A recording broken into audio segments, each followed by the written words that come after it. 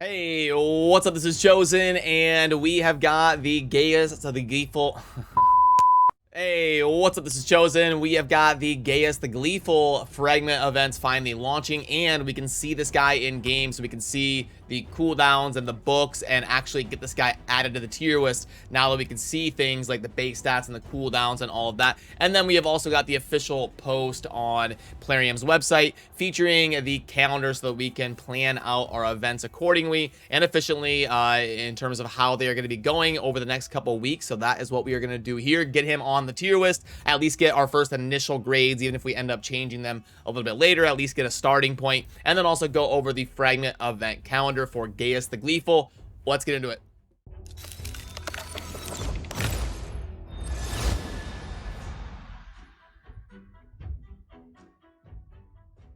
Alrighty, so first of all, if you ever want to pull up that post on Plarium's website, under the news tab in game, you simply click on read more, and then it will bring up the tab where you get a nice breakdown. But you can also click on details down here to load up the outside of the game website version, where it shows you the graphic of the event planner and all of that. But now that we can see this guy in game, we need to go over the base stats and the cooldowns and all of that. First of all, he looks pretty cool. I like the aesthetic. He definitely matches the Knight Revenant, and he looks super cool. Raid always does a great job with the aesthetics, and he definitely looks pretty solid. So we got the A1 where we get 20% from the books. So we knew exactly what the kit was going to be for this champion, and the community seemed to grade him as an A- according to the kit. But now we have a lot more information, obviously, that we can see the books and breakdown, the cooldowns, and all of that. So we've got 2 books, plus 5 is 7, plus 3 is 10. 10 books. Okay, that's not bad. We see some legendaries get up to like 15, 16. So the fact that he takes 10 books, obviously I like it when it's like 7 or 8, but it's not 15 or 16 like Brackus, 18 like Pixneal, or some of these crazy ones. So not great, not bad on the books. 20% damage on the A1. This does book to a 3-turn cooldown. We knew that was going to be the case. We book up to 100% of sleep and 100% for bombs. We kind of thought. So all of this is pretty normal. 20% damage, and then the buffed up with a 3-turn cooldown is about exactly what I would have thought for the A2. For the A3, we didn't know if this was going to book to a 3-turn or a 4-turn cooldown. A little bit disappointing that it doesn't book to a 3-turn, but sometimes they like to be careful with the cooldowns when a champion has extra turn mechanics, like right here with the A1. So not super surprising. I would have probably guessed, because of the extra turn mechanic on the A1, that this would probably book to 4 turns, and then we get 20% damage as well. And then the passive, nothing to speak of there in terms of the books. But now we can also see the base stats. And with those, we've got an HP of just over 15,000, which is pretty squishy. That's a little bit disappointing for a legendary champion. I would have at least wanted that to be like 16 or 17. So he is really going to be a damage dealer. The attack of 1586 is pretty solid. The problem with some of these base stats that scale your damage is it's all about the multiplier. The attack can be 1300. If you've got an awesome multiplier, that's all that matters. So we need to see kind of what the multiplier is going to be on that ability when I can jump in and kind of test him and manually reverse engineer that. But all in all, in terms of scaling with gear, like those 60% attack chests and stuff, that's a pretty solid base attack. It's not top 10 or anything. You need to be up over like 1600 for that to be the case, but 1586 is pretty solid. Then the defense of 980 is not super low. It's not like 700 or 800, but the fact that his HP is only 15,000, I would like to see the defense be like at least 1050 or something. But the base speed is great. 105 is awesome. Anytime we can get a champion over 100 base speed, especially if they are a damage dealer, they're not like a turn meter booster or something. 105 is pretty solid. And then he gets the normal 15% crit rate that everybody gets, and he gets the buffed up version of crit damage. You'll typically see champions at like 50 or 63. He gets the 63% version, obviously, because he is a damage dealer. And then 40 for a base of resistance and accuracy is pretty normal. So really the only thing that stands out on the base stats is the toughness is a little bit lower than I would have thought that it is going to be, but the speed is a little bit higher than I thought. I would have thought his base speed would be like 101, but the toughness would be a little bit better. But now let's go ahead and pull up the Fragment event calendar so we can talk about planning some stuff out here. So right now it is going to be Tuesday, April 19th at the time of me recording. So we are right here on the calendar. So what is going to be happening this week? On the previous weekend, we just had the boosted 2x event for voids on the previous weekend. So that means we are going to be going to a 10x slash guaranteed summoning event on this weekend right here. And then on this weekend over here, we are going to be resetting to 2x ancients over here Friday, Saturday, and Sunday. So that is what is going to coincide over here. And then this weekend is going to be right here with the 10x, and if we do some sort of guaranteed summoning event. But we already kind of have the layout where I talked about in yesterday's video of the crazy 10x events coming up this week. So it is highly doubtful that this weekend we would get anything besides those, since Plarium already laid that out for us. And if you want the quick wrap up of that, Friday on April 22nd, coming up here in a few days, the first 10x is going to be for Duchess, Rhodos, and Kymar for just ancient shards. So don't get hoodwinked.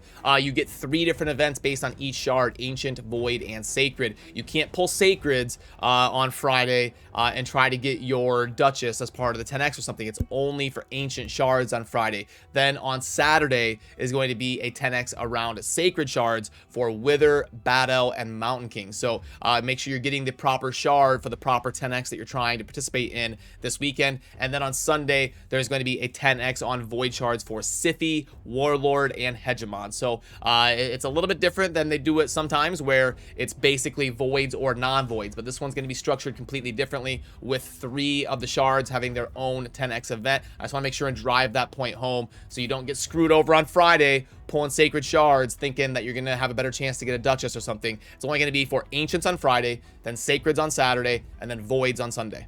And the way that it's going to relate to the Fragment event calendar here this weekend, on Friday, Saturday, and Sunday for the different events. On Friday right here for our Summon Rush, we are going to have Ancient, Sacred, Void. So they're going in the same rotation as they do their 2x summoning events. It's going to go Friday, Saturday, Sunday, Ancient, Sacred, Void, coinciding with some Summon Rush fragments that you can double dip to get some progress here for Gaius the Gleeful. Now, this looks pretty standard in terms of how the fragments are going to be breaking down, because right here on the bottom left, you can see that this is perfectly normal. The 155 is kind of what they typically do, and then the 115 for tournaments and events is going to be standard, and then you've got the 40 for finishing typically first or second on the different leaderboards of the tournaments that you see up here on the top row. So all of that makes perfect sense. There's going to be 115 guaranteed fragments, and then if you end up missing one of these, typically it's the Summon Rush or the Champion Chase. So you've got right here Champion Chase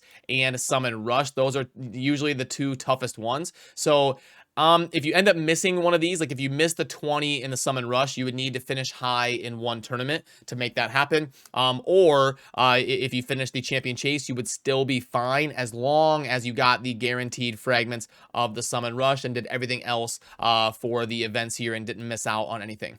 But all in all, I know there's a lot on screen. Sorry, I'm throwing a lot at you. But basically, to wrap it up, there isn't a whole lot of craziness here or anything super special to go over. The fragments look kind of what we would expect. The Champion Chase, the Summon Rush, and the different breakdown of the events. Everything's pretty normal, except for the special weekend this weekend on Friday with Ancients, Saturday with Sacreds, and Sunday with Voids.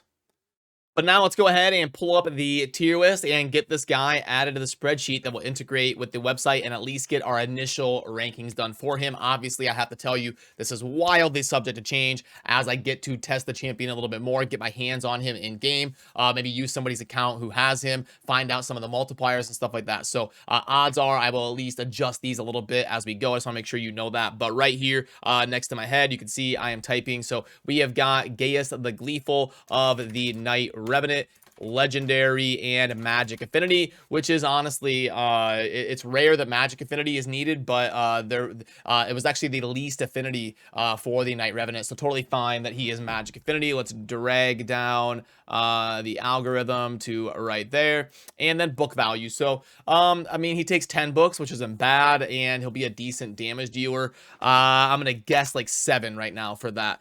Demon Lord, by the way, I had to change Clan Boss to Demon Lord. That for like 2.5 years, that column said Clan Boss, but now obviously the Clan Boss is technically the Hydra or the Demon Lord. So I changed that to Demon Lord to adjust it. And that was actually a comment that one of you left on the video reminding me to do that. So I do read your comments and input on that. So thank you. So Demon Lord, he's not going to be very good. He's got a multi-hitter A1. He can do some decent damage, but he's not going to be like placing poisons or weaken or defense down, right? And a lot of the stuff based on getting kills and things like that, he's not going to be very good. I'm going to give him like a 3. I mean, he can crank out some damage, but not going to be ideal there. Arena is a little bit of a wild card. It's going to take kind of a special team built around him. I mean, snowballing, extra turn, bombs. He does do some CC, which is nice. Oh, ignore all unkillable is nice. When attacked, place a bomb, and then he can, whenever that champion. Okay, so you know, it's really tough. I'm gonna give him like a 9. I think he could be kind of cool as a solo DPSer with a bunch of bombs popping off, but we've seen throughout the history of Raid, it is really tough to get consistent value on bombs, so I'm not gonna go like a 10 or 11. We're gonna start with 9. XP Farmer, he is Magic Affinity, which is nice, and he's got a good base attack with some AoE and some mechanics to grant an extra turn, so maybe not God tier, but I'd say like a 9. He's pretty solid, solid here as an XP farmer. For Faction Wars on Knight Revenant, he's got a really low base HP. Yeah, I don't know. And he could end up, I think the Knight Revenant have the purple boss, which does the mirror universe, which is going to be placing or swapping all the buffs and debuffs. So he could end up placing a bunch of bombs on your own team, versus the final boss. So yeah, I'm gonna have to go like 8. Good damage dealer, but would be kind of hard to run on auto. You'd have to really kind of babysit him if or you're gonna get in a sticky situation against the boss.